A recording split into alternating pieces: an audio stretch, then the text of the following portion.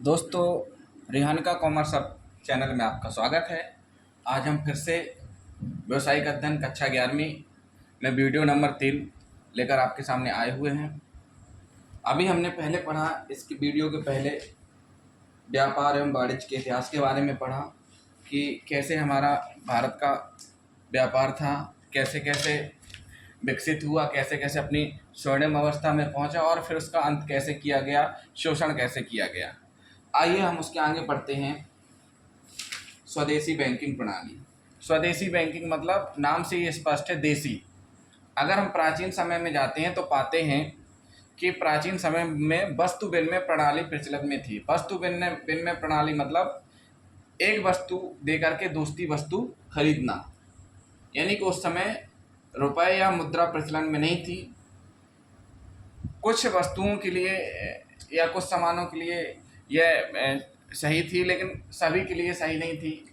आज के समय में भी बहुत से ऐसे क्षेत्र हैं जहां हम देखते हैं कि सब्जी वगैरह गेहूं में बराबर देते, 1 किलो गेहूं के बदले 1 किलो टमाटर, 1 किलो बैगन के बदले 1 किलो गेहूं। ऐसा आज भी बहुत से जगहों में होता है। तो ये वस्तु विनिमय प्रणाली में प्रारंभ में जब मुद्रा नहीं चलती थी उस समय में लेन देन होता था, लेकिन जैसे जैसे विकास होता गया वैसे वैसे चीज़ें छूटती गई, आगे बढ़ते गए, मुद्रा का विकास हुआ। मुद्रा के विकास में एक चीज़ आई, वस्तु विनिमय प्रणाली के बाद सोना चांदी। लोग बाग क्या करते थे, सोना चांदी का यूज करने लगे।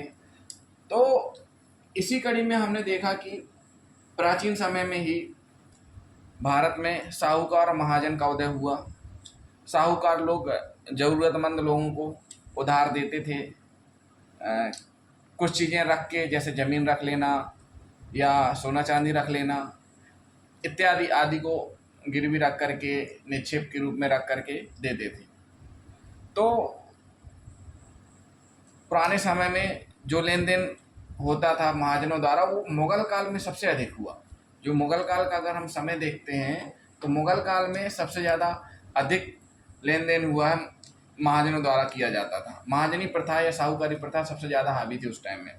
भारतीय केंद्रीय जांच समिति कहती है कि देसी बैंकर वह व्यक्ति है, भारतीय केंद्रीय जांच समिति कहती है देसी बैंकर वह व्यक्ति अथवा फर्म है जो ऋण देने के अलावा निक्षेप स्वीकार करे। निक्षेप स्वीकार मतलब गिरवी रखना। जैसे आज हम बैंक में जाकर के सोना रखते हैं, उधार ले लेते हैं।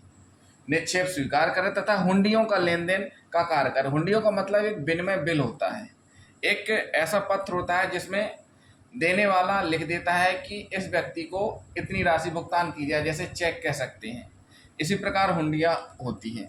तो अब भारतीय केंद्रीय जांच समिति के अनुसार बैंक, देसी बैंक वह हुआ जो व्यक्ति अथवा फर्म ऋण देने के अलावा निक्षेप स्वीकार करे तथा हुंडियों का लेन देन का कार्य करे। अब निक्षेप तो आपको समझ में आ गया, गिरवी रखना। हुंडिया मतलब विनिमय बिल, जिन विनिमय बिल या चेक ऐसी चीज़ें जिनसे भुगतान निश्चित समय में हो। अब हुंडियों को भी डिवाइड किया गया है। हुंडियों को ऐसे डिवाइड किया गया है कि जैसे समय के आधार पर और भुगतान के आधार पर। समय के आधार पर दर्शनी हुंडी, मुद्दती हुंडी। दर्शनी हुंडी मतलब वो विनिमय पत्र लेकर के सामने वाले साहूकार या महाजन के पास जाएगा और उसको तुरंत ही उसको भुगतान कर दिया जाएगा, तो उसको हम बोलेंगे समय के आधार पर दर्शनी हुंडी। मुद्दती हुंडी में एक निश्चित समय पीरियड रहता है कि हाँ इतने में आपको भुगतान करना होता है। उसके बाद भुगतान के आधार पर हुंडियों को 4 प्रकार से बांटा गया है। भुगतान के आधार पर हुंडियों को 4 प्रकार से बांटा गया है। पहला है धनजोग हुंडी, दूसरा सहजोग हुंडी, तीसरा फरमानजोग हुंडी, चौथा नामजोग हुंडी। हुंडी मतलब सीधी सीधी बात है, विनिमय पत्र है जिनको डिस्ट्रीब्यूट कर दिया कि भाई जो लिखने वाला व्यक्ति है वो लिख के देगा कि आपको इनको भुगतान करना है, तो वो हो जाएगा। इसमें कहते हैं एक व्यक्ति दूसरे व्यक्ति को आदेश देता है कि वह मुद्रा की एक निश्चित राशि का भुगतान उसमें लिखित व्यक्ति द्वारा मांग करने पर कर दे। तो सीधी सी बात है, एक व्यक्ति जो लिखता है वो जिसके नाम पे लिखता है उसको आदेश देता है कि हमारे नाम से या हमारा जमा हुआ इतना रुपए इसको सामने वाले को दे दें, तो वो हुंडी कहला जाती है। अब देसी बैंकर के कार्य पढ़ लेते हैं। देसी बैंकर के कार में आ जाएगा आपका बैंकिंग कार, गैर बैंकिंग कार। अब बैंकिंग कार अभी हम पढ़ रहे थे, बैंकिंग कार निक्षेप स्वीकार करना, निक्षेप मतलब गिरवी रखना, समय पर देना, निश्चित समाप्ति पर जो रहती है देय वो जमा करना, ये सारी चीज़ें होते हैं। ऋण की सुविधा उपलब्ध कराना, ये बैंकिंग कार में आ जाते। गैर बैंकिंग कार में क्या क्या आ जाता है? दुकानदारी, व्यापार करना, फर्मों के एजेंट के रूप में कार्य करना। जो देसी बैंकर वो क्या करते हैं, गैर बैंकिंग कार में क्या आ जाते हैं? दुकानदारी, व्यापार करना। दुकानदारी व्यापार करना मतलब दुकानों में बहुत से लोग उधारी पे सामान देते हैं, फर्मों के एजेंट के रूप में कार्य करते हैं, बिचौलिए के रूप में। तो ये हुआ देसी बैंकर के कार्य। अब बात आती है, अब ऊपर हमने पढ़ा बिचौलिए, तो आखिर बिचौलिए क्या है? आखिर बिचौलिए है क्या?